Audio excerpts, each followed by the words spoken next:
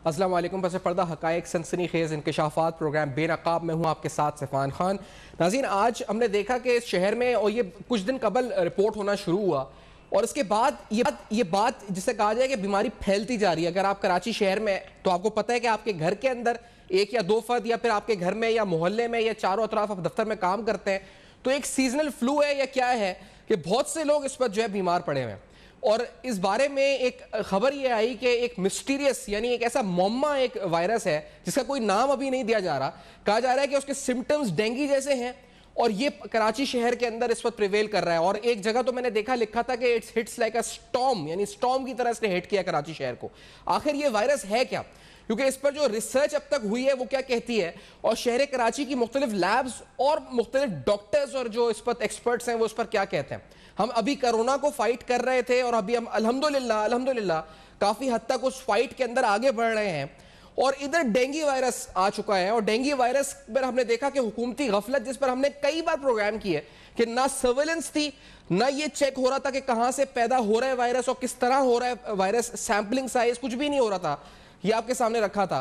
तो अब एक नई वबा आ चुकी है जो कि शहर को अपने लपेट में ले चुकी है। आखिरकार इस वबा से निकलने के लिए जो लोग हैं, जो अपने घरों में हैं, जिनको इस वक्त फ्लू लाइक सिम्टम्स हैं, डेंगू लाइक सिम्टम्स हैं, वो सिम्टम्स आखिर है क्या, उसका इलाज आखिर है क्या, उसको बचने का तरीका उससे आखिरकार क्या है, कौन से टेस्ट कराने हैं, कौन से टेस्ट नहीं कराने, किस दवा से बचना है, किस दवा को लेना है, इस पूरी सूरत हाल पर आज इस प्रोग्राम में गुफ्तगू करेंगे। इस खतरनाक वायरस या क्या ये मोहलिक भी है या नहीं है, ये भी सवाल उठाते हैं। मेरे साथ इन्फेक्शन कंट्रोल सोसाइटी के सरबराह डॉक्टर रफीक खरानी साहब कराची स्टूडियो में मौजूद हैं। आपका बहुत शुक्रिया सर, आपने ज्वाइन किया प्रोग्राम में। सईद खान साहब मौजूद हैं जो कि सरबराह हैं जो मोलिकुलर पैथोलॉजी, इस पर दाव के सरबराह है मोलिकुलर पैथोलॉजी के, हमें ज्वाइन कर रहे हैं। डॉक्टर सईद खान साहब का मैंने इंकशाफात और स्टोरीज में भी पढ़े थे जो इन्होंने इसके हवाले से किए थे कि इस पर रिसर्च क्या हो रही है। डॉक्टर साहब आपका बहुत शुक्रिया, आपने ज्वाइन किया। सीमी जमाली साहबा साथ होंगी डॉक्टर, और डॉक्टर कैसर सज्जाद साहब भी साथ होंगे। पहले बताएं डॉक्टर सईद खान साहब के आपने क्या दाव, क्योंकि बहुत बड़ा इस पर एक इदारा है और इधर बहुत से लोग टेस्टिंग के लिए आते हैं। एक तो ये कि रेट्स भी कन्वीनियंट होते हैं और लोग एक्सेसिबल भी है, तो बहुत आ रहे होते हैं। कितने केसेस आ रहे हैं इस तरह के, और आप लोगों को कब आना शुरू हुए केसेस, कैसे रिपोर्ट होना शुरू हुए, कब हुए शुरू हुए?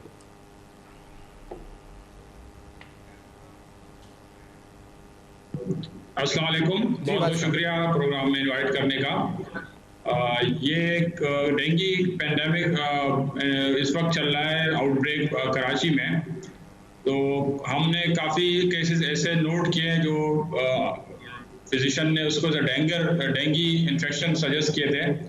लेकिन जब हमने ख़ास पैटर्न देखा कि जब हमने इसके लेबोरेटरी टेस्ट चेक किए तो उसमें डेंगू की जो टेस्ट है वो नेगेटिव आ रहे थे कुछ केसेस में। अक्सरियत तो ऐसी थी जो क्लियर डेंगू पॉजिटिव थे, लेकिन कुछ केसेस ऐसे भी थे जो डेंगू के जो ख़ास टेस्ट है, जिस तरह डेंगू NS1 एंटीजन है या IgM IG ELISA है, इवन PCR भी उन केसेस के नेगेटिव आए।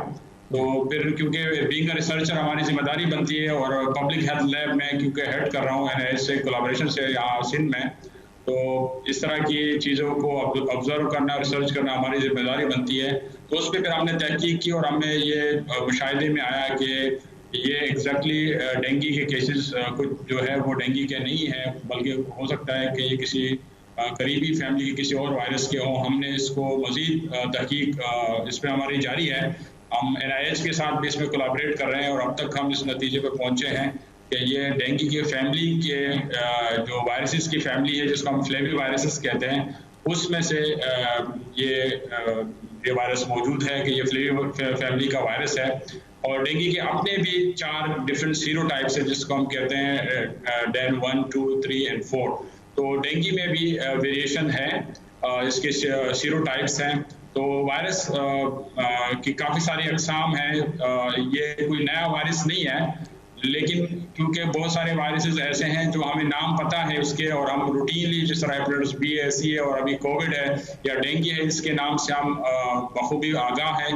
लेकिन कुछ वायरस ऐसे जो पहले से मौजूद हैं, लेकिन हमारे नॉलेज में या रूटीन डायग्नोस्टिक्स में उसके टेस्ट अवेलेबल नहीं होते, तो लोगों के लिए ये एक नई बात बन जाती है।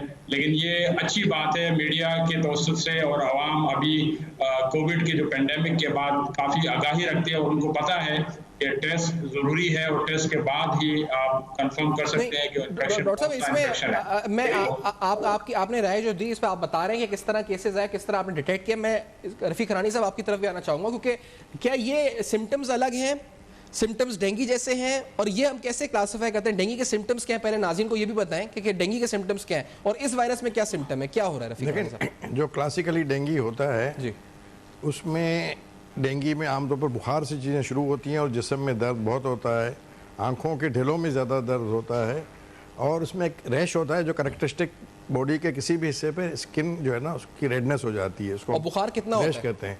बुखार वेरी करता है, लेकिन आमतौर पर बुखार काफ़ी तेज़ होता है और जिस्म में दर्द भी काफ़ी शदीद होता है, रैश होता है, और उसके अलावा कहीं बहुत सी किस्म की सिम्टम्स हो सकती हैं। किसी को सर का दर्द ज़्यादा होगा, किसी को जॉइंट पेन्स और बॉडी एक्स ज़्यादा होंगे, लेकिन by and large rash, fever, ये दोनों जो है ना इसके बड़े हॉलमार्क्स हैं। और आम तौर पर जो है वो ज़ाहिर बात है कि ये मच्छर के काटने के 3 से 5 दिनों के बाद होता है, जो कि उसका इंक्यूबेशन पीरियड है। तो अगर किसी कम्युनिटी में इसका स्प्रेड हो रहा होता है, तो जैसे कि कुछ लोग टेस्ट करवाते हैं, सारे लोग तो टेस्ट भी नहीं करवा पाते हैं ना, और हमें पता चलता है कि भाई डेंगू में उसका एंटीजन पॉजिटिव आना चाहिए, NS1 जो टेस्ट कहलाता है, और बाज़ दफ़ा IgM पॉजिटिव आता है। तो ये दो अगर पॉजिटिव होते हैं, इन दोनों में से कोई एक भी पॉजिटिव होता है, तो हम ये समझते हैं कि डेंगू का रीसेंट इन्फेक्शन है। इसी की एक शदीद फॉर्म होती है जिसको डेंगू हेमरेजिक फीवर कहते हैं, जो कि बुखार और रैश के साथ साथ बॉडी में हेमरेजेस जो है ना, वो यानी ब्लड का बहना जो है ना वो शुरू हो जाता है, और ब्लड का बहना जो है वो गम्स से भी हो सकता है, स्किन से भी हो सकता है, बाज़ लोगों को यूरिन के साथ, बाज़ लोगों को स्टूल के साथ भी आ जाता है। फीमेल्स में जो है वो जो मेंसेस होते हैं तो वो मेनोरेजिया भी हो जाता है। तो मुख्तलिफ़ तरह से ये प्रेजेंट कर सकता है dengue haemorrhagic fever. Dengue haemorrhagic fever जो है वो ज़्यादा शदीद फॉर्म है, जिसमें कि मॉर्बिडिटी और मोर्टिलिटी दोनों ज़्यादा हैं। और डेंगू एक प्राइमरी डेंगू होता है, यानी पहली दफ़ा किसी को कोई डेंगू वायरस हुआ है, और दूसरा होता है सेकेंडरी, यानी पहले आपको किसी एक वायरस का इन्फेक्शन हुआ था डेंगू का, अब किसी दूसरी सीरोटाइप से आपको अगर इन्फेक्शन होता है तो डेंगू हेमरेजिक फीवर होने के चांसेस ज़्यादा हो जाते हैं। डेंगू की तशखीस जो है ना वो भी एक बहुत बड़ा चैलेंज है, और बाज़ दफ़ा जैसे कि हम समझ रहे होते हैं कि डेंगू का टेस्ट जो है वो नेगेटिव आ रहा है, इसका मतलब डेंगू नहीं है, ये भी जो है ना ये बड़ा क्वेश्चनेबल है। चूँकि बहुत सारे लोगों में डेंगू जो है वो उनको डेंगू फीवर ज़रूर हुआ होता है, लेकिन NS1 एंटीजन की क्वांटिटी इतनी ज़्यादा नहीं होती कि वो मेजरेबल हो जाए, या IgM एंटीबॉडीज़ का लेवल भी इतना नहीं बढ़ता कि हम आम टेस्ट में उसको डिटेक्ट कर सकें। उसके लिए PCR जो है होना ज़रूरी होता है, और PCR बहुत ही चंद इदारे हैं जहाँ पर डेंगू का PCR रेगुलर बेसिस पर हो रहा है। मैंने तो पढ़ा था एक जगह पे वो कह रहे थे कि PCR होने के बावजूद भी डिटेक्ट नहीं हुआ था डेंगू। जी ऐसा भी है नहीं, और जैसा कि डॉक्टर सईद खान साहब ने बताया कि शायद कोई और वायरस जो हैं वो इस वक्त पनप रहे हैं, क्योंकि ये जो सीज़न होता है अक्टूबर टू दिसंबर जो है ना, ये फ्लू सीज़न कहलाता है। इसमें बहुत सारे फ्लू टाइप के वायरसेस जो है ना वो मल्टीप्लाई कर रहे होते हैं, और पिछले सालों में भी हमने देखा है। दूसरे इसके साथ साथ एक और चीज़ चल रही है, एक तो मलेरिया साथ साथ चल रहा है, क्योंकि मच्छरों की अफजाइश बहुत हुई है। बाज़ दफ़ा मलेरिया को भी प्रॉपरली डायग्नोज नहीं कर पाते हैं। तीसरी जो चीज़ें साथ साथ चल रही है वो है टाइफॉइड फीवर। टाइफॉइड फीवर इस वक्त बहुत ज़्यादा है, और टाइफॉइड के लिए हमारे पास सिवाय ब्लड कल्चर के कोई भी रिलायबल टेस्ट अवेलेबल नहीं है, और चूँकि ब्लड कल्चर की अवेलेबिलिटी भी लिमिटेड है, एक्सपेंसिव भी है, और उसके रिजल्ट आने में भी 5 से 7 दिन लग जाते हैं। तो बाज़ दफ़ा ये केसेस जिनमें कि हम ल्यूकोपीनिया भी देख रहे होते हैं, WBC काउंट कम हो रहा होता है, प्लेटलेट काउंट कम हो रहा होता है, तो ये टाइफॉइड भी हो सकता है, ये मलेरिया भी हो सकता है, ये डेंगू भी हो सकता है, और ये कोई अननोन वायरस भी हो सकता है। अच्छा, मतलब आप ये कह रहे हैं कि प्लेटलेट काउंट जो है वो कम हो सकता है, किसी और भी वायरस में हो सकता है, इसके अलावा भी हो सकता है, सीजनल फ्लू में भी हो सकता है? सीजनल फ्लू में आमतौर पर नहीं हो सकता। अच्छा, नहीं होता। एक ब्रेक के बाद वापस आते हैं नाज़रीन। इस पूरी सूरत हाल पर शहर कराची में आखिरकार ये कौन सी वबा आई है जो एक मिस्टीरियस जिसको कहा जाए मुअम्मा बन चुकी है, और ये नहीं समझ में आ रहा कि क्या वबा है, ये क्या वायरस हो सकता है, इसके क्या असरात हो सकते हैं, और क्या ये मोहलिक है, क्या ये खतरनाक है, जानलेवा है? ये जानेंगे इस ब्रेक के बाद। हमारे साथ रहिए।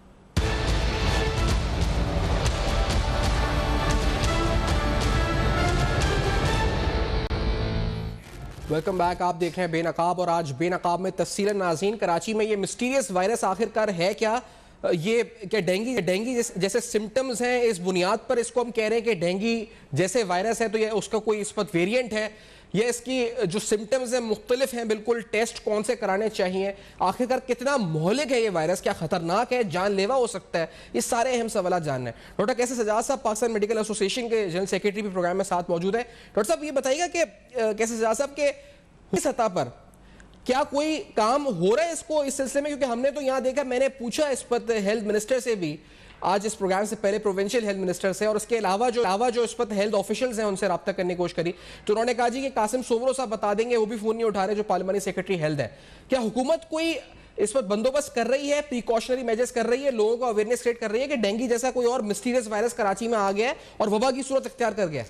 डॉक्टर कैसर सजाद साहब जी, बिस्मिल्लाहिर्रहमानिर्रहीम। बहुत शुक्रिया आपका सफ़ान। एक तो थोड़ा सी तस्दीक कर दूं कि मैं सेक्रेटरी जनरल हूँ पाकिस्तान मेडिकल एसोसिएशन में, और जो बेसिकली सवाल आपने किया है ये एक बहुत सीवियर इशू है और एक सीरियस इशू है, क्योंकि जो जिसकी आप फीवर की बात कर रहे हैं ये आजकल कराची में खासकर बहुत ज्यादा लोगों में देखा जा रहा है, और ये वायरस है, ये भी एक वायरस है। चूंकि हमारे पास किट्स मौजूद नहीं है और हुकूमत से हमने 15 से 20 साल हो गए हैं, हम बार बार ये डिमांड करते रहे हैं फेडरल हुकूमत से भी और सूबाई हुकूमत से भी कि पाकिस्तान में हर सूबे में एक वायरोलॉजी लैब होना चाहिए।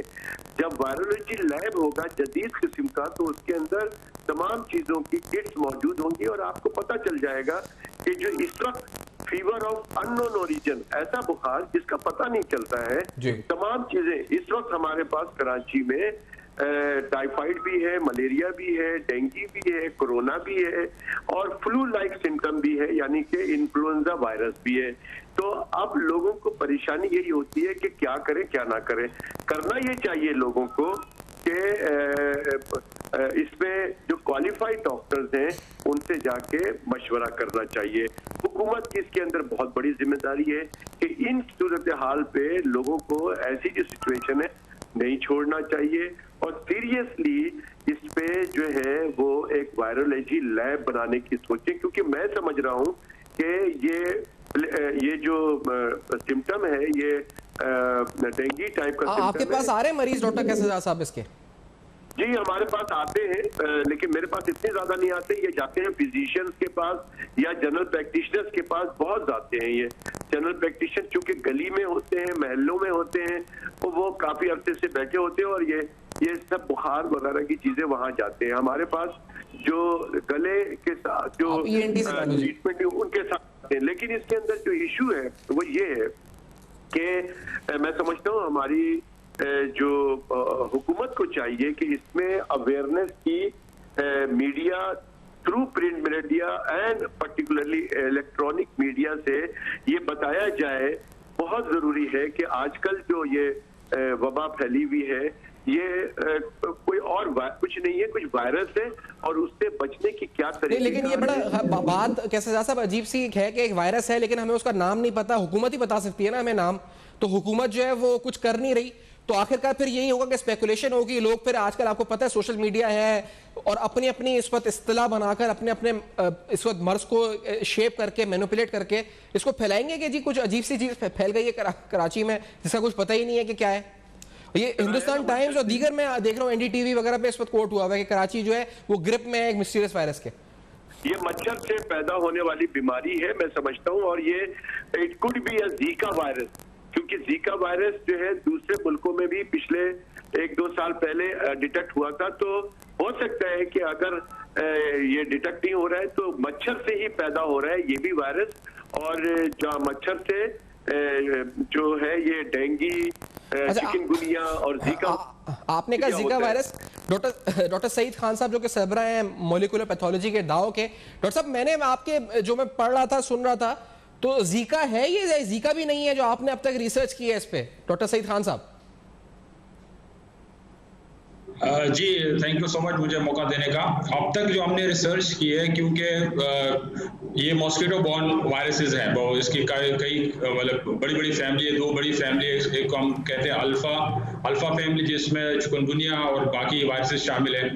तो हमने हमारी रिसर्च के मुताबिक ये पूरी जो अल्फा फैमिली है उसमें से भी कोई वायरस नहीं है, तमाम जो 10 अल्फा हमारा डिटेक्शन है वो नेगेटिव इसका है। इसी तरह फिर हमने फ्लेवी वायरसेस की जो फैमिली जिसमें डेंगू भी शामिल है, जीका और जैपनीज एन्सेफेलाइटिस, वेस्ट नाइल, इस तरह के वायरसेस इस फैमिली में शामिल है। तो इसमें भी हमने चेक किया तो ये फ्लेवी वायरसेस का ही कोई मेंबर है, लेकिन जीका हमने चेक किया, जीका नेगेटिव है, तो ये जीका नहीं है। और डेंगू के फैमिली जो है फ्लेवी वायरस उसी का कोई मिलता जुलता उसी फैमिली का वायरस है। लेकिन अब हमें काफ़ी क्लोज इस पे हम पहुंचे हुए, मजीद 2-4 टेस्ट हमें ऐसे हैं जो हम NIH इस्लामाबाद से क्लोज कोलैबोरेशन में है, being a public health lab, तो इंशाल्लाह बहुत जल्द इसको हम ट्रेस कर लेंगे। लेकिन अच्छी बात यह है कि ये कोई ऐसी ज़्यादा ख़तरनाक नहीं है, कोई डेथ इसमें से अब तक नहीं हुई है। तो ये आपकी बात सही है कि गवर्नमेंट को बहुत ज़्यादा इसमें इक़दाम उठाने चाहिए ताकि इसकी तशख़ीस हो सके।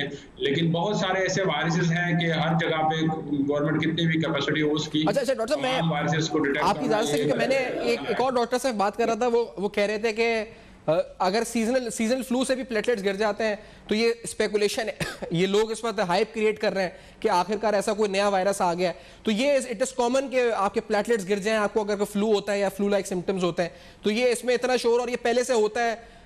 जी डॉक्टर सही साहब, आप कह रहे हैं कि नहीं ये वायरस है कोई अलग, फ्लू के अलग वायरसेस होते हैं जो हम PCR से हमें पता चल रहा है कि ये फ्लेवी वायरस है। तो ये फ्लेवी वायरस फ्लू वायरस नहीं है, ये वेक्टर बॉर्न जो मॉस्किटो बॉर्न वायरस है उन्हीं उसी फैमिली का है। फ्लू वायरस अपनी जगह, डॉक्टर साहब बिल्कुल सही कह रहे हैं, फ्लू वायरसेस भी करंटली जो सीजन चल रहा है उसमें भी फ्लू वायरस मौजूद है। लेकिन जो हम बात कर रहे हैं जिस आइसोलेटेड केसेस जो special dengue symptoms, closely dengue के सिम्टम्स वाले सैंपल्स हमने कलेक्ट किए, उसमें ये पता चल रहा है कि ये फ्लेवी वायरसेस है कि फैमिली के वायरस हैं, और जो फ्लू वायरस है वो डिफरेंट है। अच्छा, फ्लू वायरस डिफरेंट है, जो डेंगू सिम्टम्स हैं, तो आप ये कह रहे हैं डेंगू वायरस के सिम्टम्स हैं इसमें। मिस्टर डॉक्टर सीमी जमाली साहब मौजूद है। डॉक्टर सीमी जमाली साहब, आप आगाह कीजिएगा कि क्या ये इस वक्त कोई खतरा है, कोई नया वायरस है, मिस्टीरियस वायरस लोग कह रहे हैं, आपका इस पर स्टैंड पॉइंट क्या है डॉक्टर सीमी जमाली साहब? अच्छा जी, आई एम वेरी सॉरी, मैंने शुरू से तो आपका प्रोग्राम नहीं सुना और मुझे नहीं पता कि मेरे कॉलीग्स ने क्या कहा है, लेकिन मैं आपको एक बात तो डेफिनेटली बताना चाहती हूँ। इस तरह के अभाम फैलाने से लोगों के अंदर बड़ी अफरा तफरी हो जाती है कि कोई नई तरह का वायरस आ गया है और वाइट सेल्स कम हो रहे हैं। एक पैथोलॉजी लेबोरेटरी में बैठ के, चाहे 10 पैथोलॉजी लेबोरेटरीज में भी आप देख लें, अगर प्लेटलेट काउंट कम है और WBC काउंट कम है और फीवर भी है पेशेंट को, तो 1000 वजूहात हो सकती हैं। इसकी सिर्फ एक वजह नहीं है कि डेंगू नहीं है तो कुछ और भी नहीं है। और वो बहुत सारे लोग डायग्नोज्ड होते हैं, क्लिनिशियंस उनको अच्छी तरह देखते हैं। बहुत सारे क्लिनिशियंस को पता होता है कि ये फॉर एग्जांपल कैंसर के पेशेंट्स हैं, अगर कैंसर का पेशेंट फीवर के साथ आ रहा है और फीवर है, उसको WBC काउंट कम है, कीमोथेरेपी पर है, प्लेटलेट्स भी कम होंगे, तो आप इसको कैसे कह सकते हैं कि कोई नए किस्म का वायरस है? और साइंस में हमेशा तहकीक होती है। गवर्नमेंट को हर चीज पर इल्जाम लगा देते हैं हम लोग। बड़ी आसान बात है कि सब चीज गवर्नमेंट पे शव कर दें कि जी गवर्नमेंट ने ये काम नहीं किया और वो नहीं किया। लेकिन गवर्नमेंट जो है, जब कोई एक साइंटिफिक नॉलेज जब आएगी, लोग तहकीक करेंगे उसके ऊपर, फिर ही कुछ कह सकते हैं। तो लोगों को इतना घबराने की जरूरत नहीं है कि कोई नायाब किस्म का मिस्टीरियस वायरस जो है आ गया। It's not a mysterious virus. हमें पता है कि बारिशों के बाद और ये सीजन जो है इसमें हमेशा मच्छर भी होते हैं और आर्बो वायरसेस से बहुत सारी चीजें होती हैं, डेंगू होता है, एंड वी नो इट। अच्छा, ये महंगे टेस्ट हैं, ये इतने सस्ते टेस्ट नहीं है कि हर वक्त लोग जा के कराते रहें। कभी NS1, जरूरी नहीं है कि NS1 आपने उस फेज में करा लिया हो जिसमें NS1 अभी पॉजिटिव आया ही ना हो, या डेंगू एंटीबॉडी पॉजिटिव ना आई हो और आपने पहले डेंगू एंटीबॉडी करा ली, जरूरी तो नहीं है। मैंने अभी रोजाना के हिसाब से पेशेंट्स देख रही हूँ जिसमें फीवर के साथ आ रहे हैं, प्लेटलेट काउंट कम है और उनमें डेंगू तशखीस हो रहा है। और अभी कम से कम मैंने 6 पेशेंट्स अभी 2 दिन के अंदर देख लिए जिन्होंने हर एक ने ये कंप्लेंट की। तो डेंगू इज देयर और माइल्डर डेंगू है, शुक्र है अल्लाह का कि डेंगू है जो कि फ्लू की तरह और बॉडी एक और पेन्स की तरह पास ऑफ हो जाता है। अगर कोई से और वायरस पर शक है, जैसे डॉक्टर कैसर सज्जाद साहब ने फरमाया, जीका वायरस इंडिया में आया है, बिल्कुल आया है, लेकिन अगर पाकिस्तान में नहीं डायग्नोज हो सका एक लैब में, दूसरी लैब में, 50 लैब्स को जब तक आप नहीं इन्वेस्टिगेट करेंगे, I don't think it is appropriate to say कि कोई नायाब किस्म का मिस्टीरियस वायरस आ गया। तरह जी आप जो कह रही हैं यही मैं कह रहा था, मुझे भी एक ओपिनियन ये मिला था कि आखिरकार जो है इस वक्त ऐसा होता रहता है, प्लेटलेट्स कम हो जाते हैं, इट इज कॉमन। आप इस पे यही मैं सवाल भी रख रहा था सही साहब के साथ। सही साहब, इस पर आप कुछ कहना चाहेंगे सीमी जवाली साहब ने जो बोला?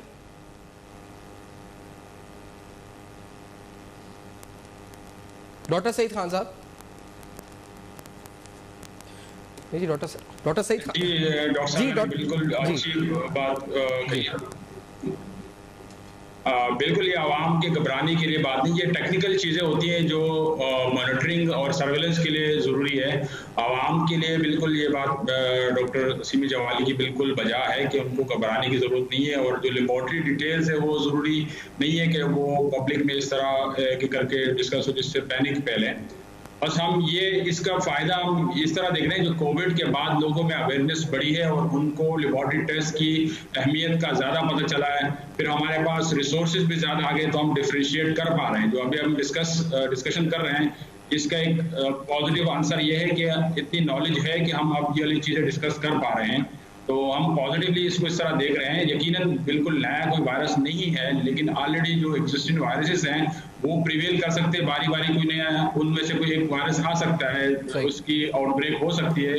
एक शहर में एक वायरस का आउटब्रेक होते तो दूसरी होती है, तो उसमें घबराने की बात नहीं है, लेकिन सर्वेलेंस मॉनिटरिंग ये बिल्कुल जरूरी है ताकि कौन करेगा सर? आगाह हो। मैं पूछूंगा क्योंकि आप मैं ब्रेक के बाद सर आके इस सवाल को उठाता हूँ कि एक आप डिजीज अर्ली वार्निंग सिस्टम की बात आप कर रहे थे कि आखिरकार ये गवर्नमेंट का काम है, प्राइवेटली काम है, क्या करना चाहिए, किसको इस पर जिम्मेदार ठहराना चाहिए? इस ब्रेक के बाद नाज़ीद सिंध गवर्नमेंट का मौक़िफ़ भी लेंगे, हमारे साथ रहेगा।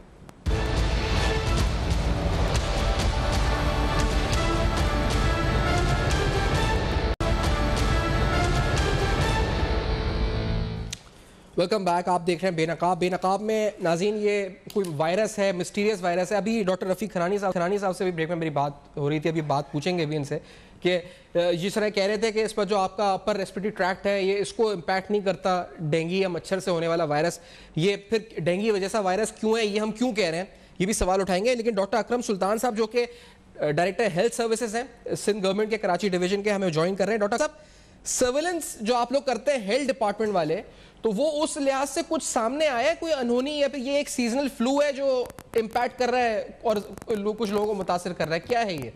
डॉक्टर अकरम सुल्तान साहब। आपका बहुत शुक्रिया। मैं आपको वाज़े तौर पे ये बताना चाहता हूँ कि हेल्थ डिपार्टमेंट का सर्वेलेंस यूनिट हर वक्त एक्टिव है और हमारी मिनिस्टर साहिबा डेली उसकी मॉनिटरिंग करती हैं। अब इसके मुताबिक अभी तक कोई ऐसा मिस्टीरियस वायरस नहीं मिला है जो कि डेंगू जैसे सिम्टम्स पैदा कर रहा है। वो डेंगू खुद है, इसलिए कि डेंगू जो है उसके अंदर जो टेस्ट है शुरू में 1-2 दिन तक NS1 पॉजिटिव नहीं आता है, जबकि दोबारा कराया जाए तो वो सीरोलॉजिकल टेस्ट 3rd से 4th डे में पॉजिटिव आ जाता है। तो ये चीजें इसी जैसा है कि हेमरेजिक वायरस एबोला वायरस है जो कि अफ्रीका में था, लेकिन उसमें ब्लीडिंग फौरन हो जाती है। तो अगर टेस्ट पॉजिटिव नहीं आया है और सिम्टम्स सारे डेंगू के हैं और वबा की सूरत में हम उसको डेंगू ही समझते हैं और उसी तरह ट्रीट करते हैं। सही, लेकिन आप बोले थे रफीक साहब कि डेंगू के अंदर तो जो है वो गला खराब और इन्फेक्शन नहीं होता चेस्ट में। ये जो वायरस जिसकी बात की जा रही है, डॉक्टर साहब अगर प्लीज याद है, डॉक्टर साहब रफीक खरानी साहब से भी मैं ये बात पूछना चाह रहा हूँ, क्या इसमें होता है ये? देखें, जो अपर रेस्पिरेटरी ट्रैक्ट का इन्फेक्शन जो है ना, आमतौर पर ये रेस्पिरेटरी वायरसेस है, ये ब्लड बोर्न वायरसेस नहीं है जो कि मच्छरों के जरिए स्प्रेड होते हैं। तो अभी तो हम जो जिक्र किया इसी तरह से जो है हम सिर्फ और सिर्फ प्लेटलेट काउंट की बुनियाद पे या WBC काउंट की बुनियाद पे बात कर रहे हैं। क्लिनिकली जो है ना, जो भी मरीज जिसमें कि अपर रेस्पिरेटरी सिम्टम्स प्रीडोमिनेंट हैं, तो आम तौर पर वो न टाइफाइड फीवर होगा, ना वो ब्लड बोर्न वायरल इन्फेक्शन होगा जैसे कि डेंगू की हम बात कर रहे हैं। तो जो अगर सिर्फ और सिर्फ ज़्यादातर सिम्टम्स लिमिटेड है अपर रेस्पिरेटरी ट्रैक्ट पे, तो आम तौर पर ये रेस्पिरेटरी वायरसेस होते हैं जिसकी की वजह से ये मसला होता है। बहुत सारे लोग, जैसा कि अकरम साहब ने फरमाया ना कि NS1 टेस्ट जो है वो नेगेटिव आता है, तीसरे चौथे दिन वो पॉजिटिव होता है। एक तो ये, दूसरा ये कि कोई ज़रूरी नहीं है कि हर वो मरीज़ जिसको डेंगू हुआ हो उसमें NS1 पॉजिटिव आए या IgM एंटीबॉडी पॉजिटिव आए। सब क्लिनिकल भी होते हैं, बहुत ही माइल्ड इन्फेक्शन होता है और उसकी वजह से जो है वो प्लेटलेट काउंट भी बाज़ दफ़ा कम हो जाते हैं और WBC काउंट भी कम हो सकते हैं और हेमरेजेस भी हो सकते हैं और रेश भी हो सकते हैं। तीसरी एक चीज़ जो हम नज़रअंदाज कर रहे हैं इस वक्त ये सीज़न जो है वो मीज़ल्स का सीज़न भी चल रहा है साथ साथ। तो ख़ास तौर पर ये अक्टूबर टू दिसंबर का जो सीज़न है, जो इसको फ्लू सीज़न हम कहते हैं, उसमें बहुत सारे वायरसेस काम कर रहे होते हैं और इसमें ज़्यादातर वायरसेस जो स्प्रेड हो रहे होते हैं वो रेस्पिरेटरी ट्रैक्ट से हो रहे होते हैं। अनफॉर्चुनेटली यहाँ पर दो चीज़ें और चल पड़ी हैं ना, मच्छरों के काटने की वजह से और मच्छरों की अफजाइश की वजह से मलेरिया और टाइफॉइड, मलेरिया और डेंगी, मलेरिया और डेंगी, और तीसरा ये कि टाइफॉइड तो पाकिस्तान में थ्रू आउट चलता है। इन तीनों बीमारियों में WBC काउंट भी कम हो सकता है, प्लेटलेट काउंट भी कम हो सकता है और मल्टीपल किस्म के सिम्टम्स भी हो सकते हैं। लेकिन जैसा कि एक सवाल आपने किया था जिसका कि जवाब अधूरा रह गया, ये जो मिस्टीरियस वायरस इसको कहा जा रहा है, मैं इस बात से एग्री करता हूँ कि it's not a mysterious virus, it's some upper respiratory tract virus. अच्छा। जो कि तेज़ी से स्प्रेड कर रहा है, कम्युनिटी में स्प्रेड कर रहा है और ये मच्छरों के ज़रिए स्प्रेड नहीं कर रहा, क्योंकि कम्युनिटी एक्वायर्ड इन्फेक्शन जो है ना वो हर स्टेटा ऑफ सोसाइटी में नज़र आते हैं। नहीं तो आप इसे बताएं बचाव का तरीका। बचाव का तरीका वही तरीके हैं जो कि हम कोविड से बचाव के लिए कहते हैं कि आप क्राउडेड इसमें अवॉइड करें, जिस शख्स को कोई भी मामूली सी भी सिम्टम्स हो वो कम्युनिटी में न जाए, आप मास्क पहने, सोशल डिस्टेंसिंग जारी रखें, आप यही बचाव के तरीके हैं। और दूसरा ये है कि एंटीबायोटिक्स का इस्तेमाल जो है वो उसके लिए न किया जाए। अच्छा। काफ़ी लोग जो है ना वो एंटीबायोटिक्स अपने तौर पर ले लेते हैं। अगर टाइफॉइड का कहीं भी खदशा है तो पहले ब्लड कल्चर लिया जाए, उसके बाद आप कोई भी मेडिसिन, वो भी बगैर एंटीबायोटिक खाए लिए ब्लड। जी बिल्कुल, वरना तो रिजल्ट नहीं आते हैं उसमें, रिजल्ट नहीं आता। अच्छा, मैं आपने अभी डॉक्टर अकरम सुल्तान साहब फरमाया कि आपके हेल्थ डिपार्टमेंट और आप दुरुस्त कह रहे होंगे कि सर्विलेंस की कुछ भी नहीं है, और डॉक्टर सईद खान साहब आप इसका कोई अगर आप बोलना चाहें फिर मैं डॉक्टर अकरम सुल्तान साहब से पूछूं, क्योंकि आप कह रहे हैं कि ऐसा है, ये कह रहे हैं कि 1-2 दिन का डिले होता है या फिर वायरस ही बना नहीं होता इसलिए एंटीजन में डिटेक्ट नहीं हो रहा होगा, इस वजह से होता होगा, ऐसा नहीं है कि डेंगू ही फैल रहा है इस वक्त शहर में। डॉक्टर सईद खान साहब, ये जो वायरस है, डॉक्टर साहब की बात से मैं बिल्कुल इत्तेफाक करता हूँ कि हमारे यहाँ जो हर किसी को खांसी बुखार साथ हो रहा है ये रेस्पिरेटरी वायरस है, और जो ब्लड बॉर्न वायरसेस हैं और जो डेंगू है जो मलेरिया की वजह से हो रहा है उसके सिम्टम्स इस तरह से रेस्पिरेशन में नहीं आते हैं। लेकिन डेंगू के अंदर कोई ऐसा डेंगू जैसा फीवर कोई और मिस्टीरियस वायरस नहीं कर रहा है, अभी तक ऐसी कोई चीज नहीं मिली है। अच्छा, डॉक्टर सईद साहब साथ हैं हमारे? डॉक्टर सईद साहब, हेलो डॉक्टर सईद साहब, फिर ये डेंगू जैसा वायरस क्यों कह रहे हैं आप इसको? क्योंकि यहाँ पर तो ये कह रहे हैं कि रेस्पिरेटरी ट्रैक्ट, और डॉक्टर अकरम सुल्तान साहब भी साथ हैं, वो कह रहे हैं हमने सर्वेलेंस की है हेल्थ डिपार्टमेंट से और हमें कोई ऐसा वायरस नहीं मिला है, तो दावों में कैसे ये आप कह रहे हैं कि ऐसा हो रहा है? डॉक्टर सईद खान साहब,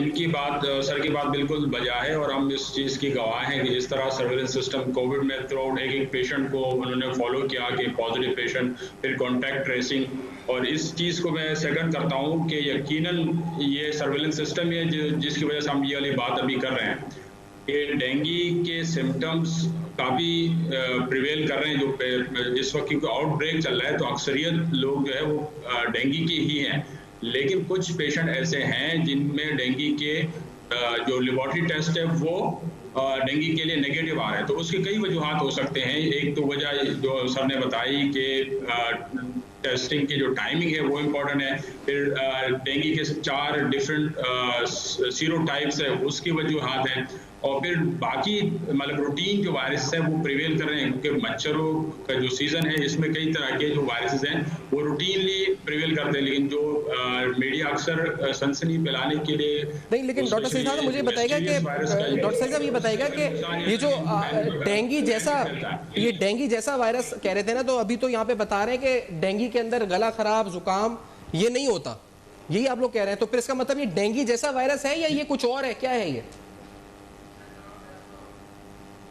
अपेरेंटली तो यही है कि डेंगू की क्योंकि आउटब्रेक है तो अक्सरियत इनमें जो है वो डेंगू के मरीज ही हैं कि जो सिम्टम्स चल रहे हैं और आउटब्रेक चल रहा है वो डेंगू के हैं, लेकिन रिसर्च और फॉलोअप ये चीज़ का तकाजा करती है कि हम बाकी जो वायरसेस हैं या जो और आर्बो वायरसेस है उन पे भी नज़र रखें कि कहीं से भी अगर हमें जो सर्विलेंस सिस्टम अभी बिल्कुल एक्टिव है और सैम्पलिंग भी होती है और एक पेशेंट को फॉलोअप किया जाता है, तो रिसर्च पॉइंट ऑफ व्यू से ये जरूरी है कि हम उसको यकीनन फॉलो करें, और अगर कोई ऐसी बात हो तो फिर हमको रिपोर्ट। तो आपने इसी पर कहता कि डिजीज अर्ली वार्निंग सिस्टम वो तरीका है इस पर जांचने का, या ये जो सर्विलेंस भी हो रही है कह रहे नहीं है, तो फिर ये कुछ और था जो आप बता रहे थे इस वक्त के?